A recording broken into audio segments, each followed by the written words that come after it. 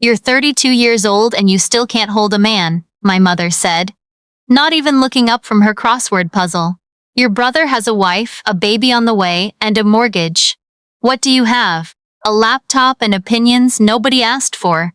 She said it the way she said most things, flat, offhand, the way you'd comment on the weather. She wasn't trying to wound me. That was almost worse. The cruelty was so practiced it had become ambient, background noise she didn't even notice anymore. I was standing in the kitchen of the house I grew up in, holding a grocery bag I'd brought over because I knew they were low on food. $63 of groceries. My mother didn't acknowledge the bag. She just turned a page and circled something in pen. My brother sat at the dining room table behind her, not saying anything. He never said anything. That was his gift. The ability to be present while being entirely absent from any moment that required him to have a spine. I set the groceries on the counter and drove home. That was a Tuesday. By Friday, my mother called to tell me that my brother and his wife needed my childhood bedroom converted into a nursery, and since I wasn't using it anyway, they were going to renovate the entire upper floor. My old desk, my boxes, the shelf of books I'd been meaning to pick up for 3 years. All of it was going into the recycling bin Saturday morning if I didn't come get it. "We figured you'd want to know," she said, "but don't make a whole thing out of it." I didn't make a whole thing out of it. I drove over Saturday morning with my hatchback and loaded my entire childhood into the back seat in under an hour.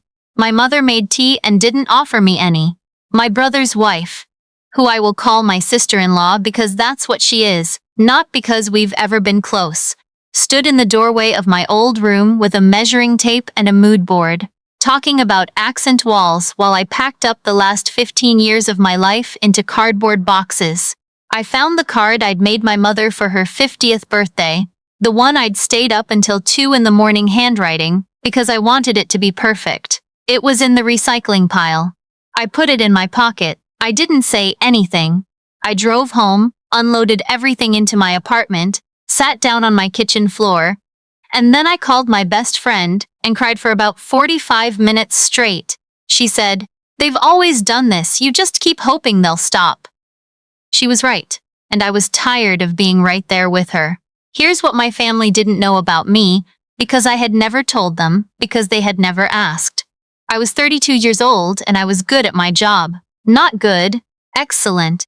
I worked in forensic accounting for a mid-sized firm in Toronto, the kind of firm that gets quietly hired by insurance companies, crown prosecutors, and corporate boards when they suspect someone inside is stealing. I found the money. I found where it went, how it was moved, who touched it on its way out the door. I had a gift for it. My managing partner once told me I had an almost unsettling ability to find things that don't want to be found. I made $240,000 last year, not including the bonus from the Kellerman case, which I will not discuss because it is still under a non-disclosure agreement, but which was, let's say, significant. I drove a 2009 Civic with a rust spot above the rear wheel well. I wore the same rotation of blazers I'd had since articling.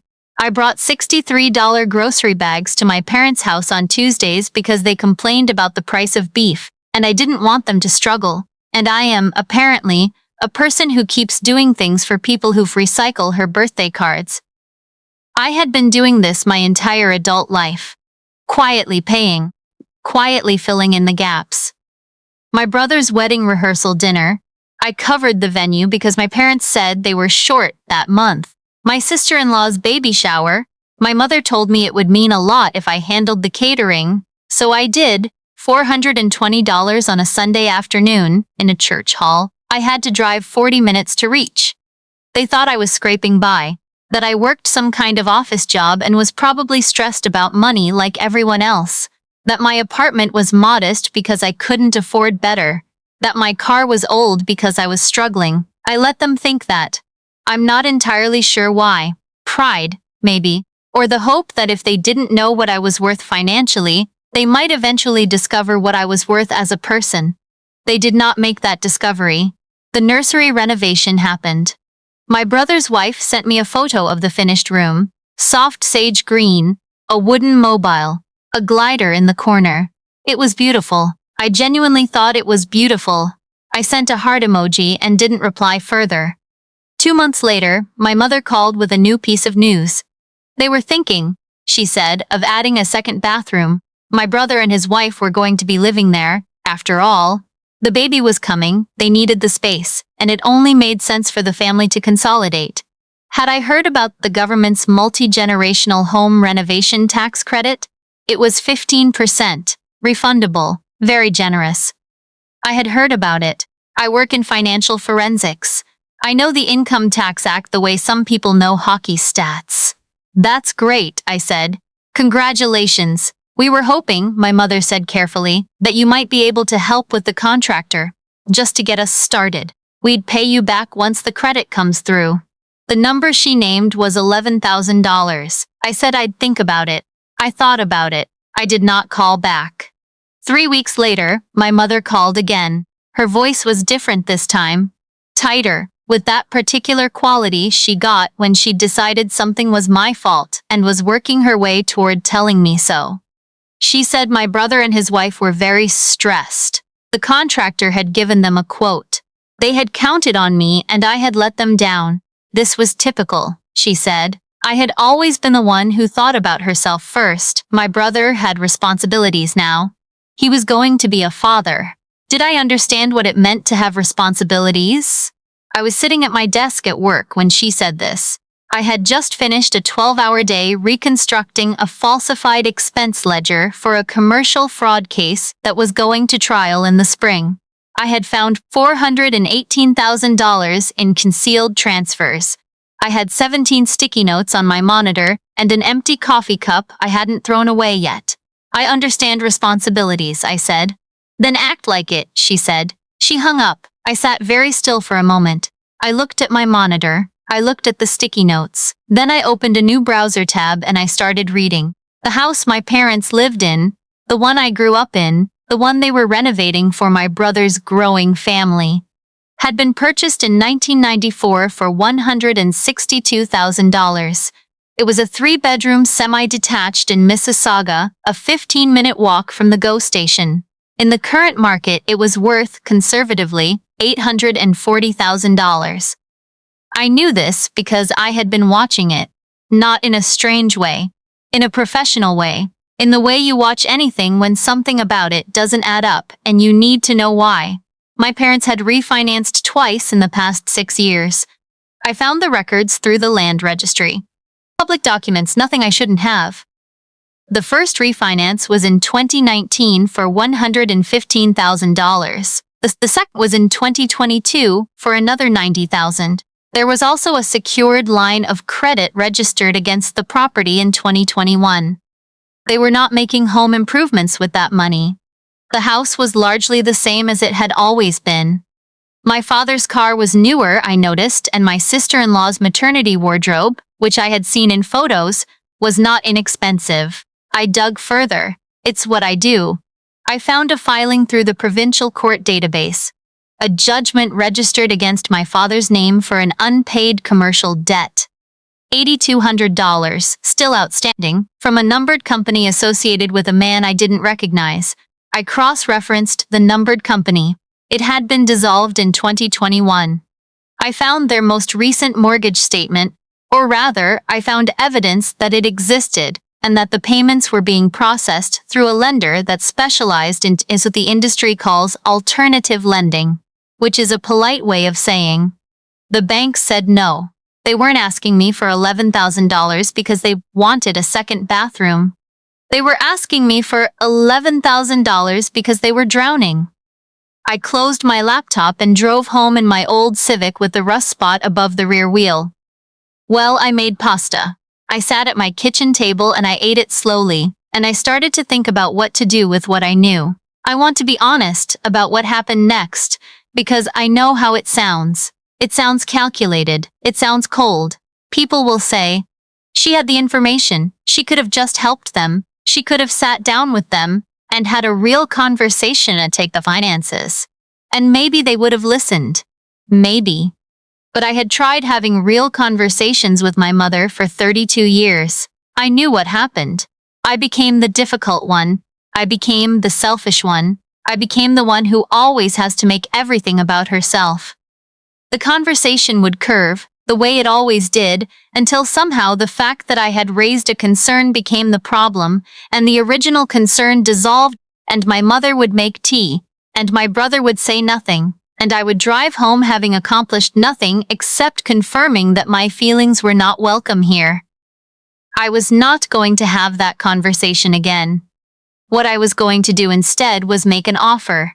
I had been pre-approved for a mortgage. I'd done the paperwork 2 years ago, just to know the number, and I'd never used it. The approval was still in range. I ran fresh numbers that weekend. I looked at comparable sales in the neighborhood, at the registered encumbrances on the property, at what the alternative lender was likely charging in interest. I had a conversation with a real estate lawyer I knew professionally, a careful and methodical woman who had helped me structure a financial disclosure on a previous case. I told her I was considering purchasing a property from a family member and asked what I needed to know about arm's length valuations and proper disclosure. She told me. I listened carefully. Then I called my mother. I said, "I've been thinking about the house. I'd like to help, but I want to do it properly. Can we talk?" She said yes, which surprised me. I think she was relieved. She had probably been waiting for me to call back for weeks. We met on a Sunday afternoon. My mother, my father, my brother, and my sister-in-law, in the living room where we had always had every important conversation the family had ever had, or avoided having, or started and then abandoned because someone put the kettle on. I brought a folder. I laid out what I'd found, not dramatically, not with accusation. I walked them through the land registry records, the registered charge, the alternative mortgage, the outstanding judgment. I talked about what I understood the monthly carrying costs to be. I talked about what I thought the property would realistically sell for. My mother's face went through several expressions I recognized. Surprise, then defensive dismissal, then a kind of stillness that meant she understood the information was accurate and was deciding what to do about it. My father said nothing. He is a man who has always communicated primarily through silence and then sudden, disproportionate anger, and he was in the silence phase. My brother's wife looked at her phone. My brother said, "I don't understand why you're bringing this up." "Because you asked me for $11,000, I said, and I wanted to understand what I was being asked to fund. There was a pause. "We're not asking you to fund anything, Moss," my mother said. "We asked for help, that's what family does." "I know," I said, "and I want to help. That's why I'm here. I'd like to buy the house." The room went quiet in a specific way, the particular quiet that happens when someone says a thing out loud that everyone has been privately thinking about but hasn't been willing to say. I presented the offer, full fair market value, independently appraised, no lowball. I had arranged financing. The sale would pay off their alternative mortgage, the line of credit, and the outstanding judgment, and leave them with approximately $290,000 in equity, which, I noted, was real money, enough to rent comfortably for many years, or to help my brother find a place of his own, or to do whatever they chose with. The condition was simple. I was buying the house as a property investment. I would lease a portion of it back to them at market rent. I had a standard residential tenancy agreement prepared. Everything transparent, everything documented, everything legal. My mother said, "This is our home." "I know," I said, "and it's also 40% mortgage to a lender, charging you 8.3% annually while you carry an unsecured judgment against Dad's name." I ran the numbers. "You have about 14 months before this becomes very difficult to manage." Another silence. My father said very quietly, "How do you know what rate we're paying?" "It's on the mortgage document registered at the land registry office," I said. "It's a public record. Anyone can look it up." He stared at me. "I work in forensic accounting," I said. "Finding this kind of information is what I do for a living." This was, I think, the first time in my adult life that I had told my family what I actually did. Not in the vague way, not accounting or finance or office stuff. I told them the full title, the full scope. I told them what forensic accounting meant. I told them that I had been working this job for 8 years and that I was very good at it. My mother looked at me the way you look at a piece of furniture that has unexpectedly said something. My sister-in-law put her phone down. My brother said, "Since when?" "Since always," I said. "You never asked." They did not accept the offer that day.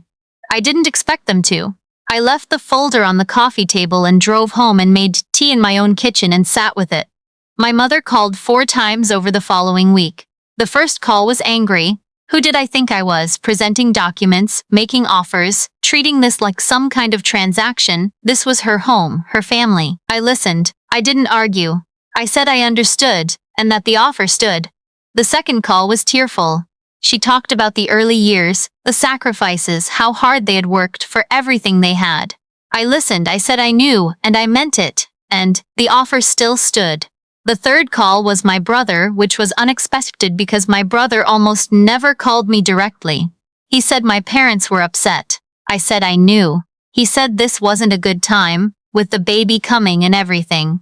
I said I understood, and that regardless of timing, the financial situation was real, and that 14 months was not a long horizon. He said he didn't appreciate me coming in with a folder like some kind of auditor. I said I was in fact an auditor. He hung up. The fourth call was my mother again, late on a Thursday night. She sounded different, quieter. She asked me to walk her through the numbers again, slowly, if I didn't mind. I walked her through them, slowly. When I was done, she said, "We should have managed this better." "Yes," I said, "but you can still manage it now." She was quiet for a long time. "The rent you mentioned," she said. "Would it be a real lease? Formal?" "Yes. With a fixed-term agreement, standard Ontario Residential Tenancy Act protections, the same as any landlord-tenant arrangement, so we'd have rights." "Yes.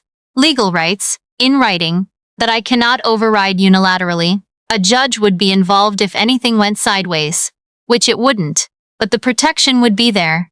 She was quiet again. "I need to think," she said. "Take the time you need," I said. They signed 6 weeks later, not because I pressured them. I did not call again after that Thursday. I waited. They came to me. My father called one morning, flat and businesslike, and said they wanted to proceed, and could I arrange for the lawyers to be in touch. I could. The sale closed on a Thursday in late autumn. I stood in the lawyer's office in the same blazer I had worn to roughly 400 professional meetings in my life, and I signed the documents and I became the owner of the house I grew up in. My parents walked out with a check for $286,000 after all encumbrances were cleared. My mother held it in both hands and looked at it for a moment before putting it in her purse. I handed her the lease agreement. She signed it. I signed it. The monthly rent was $1,800. Slightly below market for the area, a number I had chosen deliberately. She looked at me when we were done. Not warmly exactly, but not without something. "You should have told us," she said. "About your job. About what you could do." I thought about the birthday card in the recycling pile. I thought about $63 of groceries and a cup of tea she didn't offer me. I thought about, "You still can't hold a man."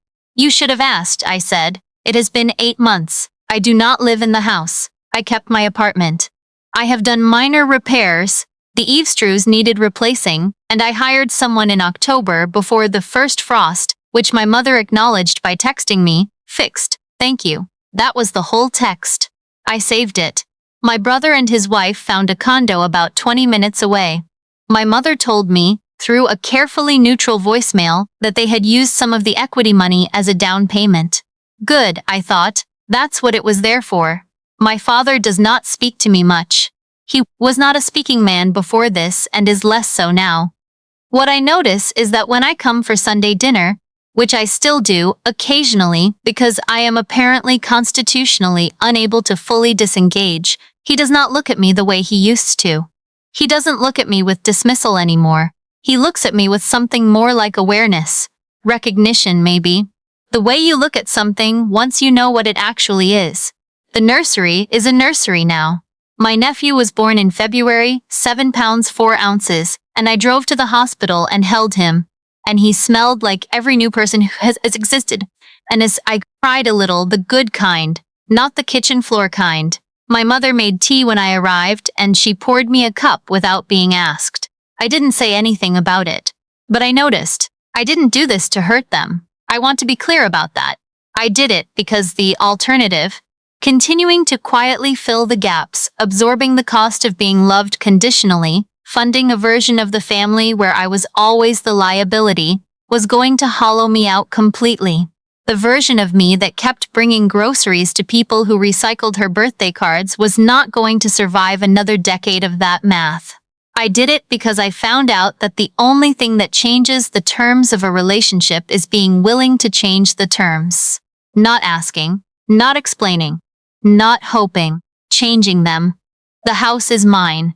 It is also still their home. Those two things are true at the same time, and learning to hold both of them without needing to collapse one into the other has been, if I'm being honest, the most difficult part of all of this. That, and finding somewhere to put the birthday card. I still have it. It's in a box on my bedroom shelf. I haven't thrown it out. I'm not sure what that means, but I'm starting to think that's okay. Drop a comment and tell me where you're listening from. I want to know how far this one travels.